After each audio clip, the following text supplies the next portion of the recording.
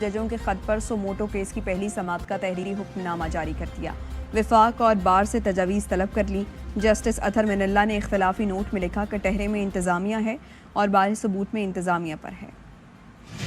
It is happening. It has not been mentioned in the letter. It has events of a year before happened in my predecessor's time or even earlier. I am not in any manner responsible. But still we have taken it seriously.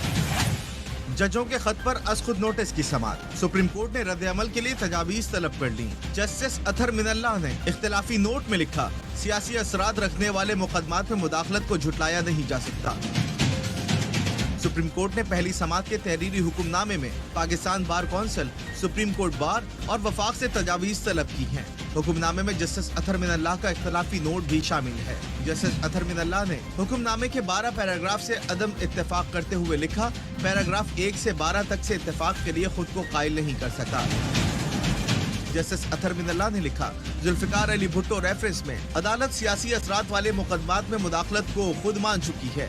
मुदाखलत किस हद तक है ये दिखाने के लिए Asghar Khan case काफी है। वजीर आजम को तलब किया जा सकता है या नहीं, इस सवाल पर फुल कोर्ट को अभी गौर करना है।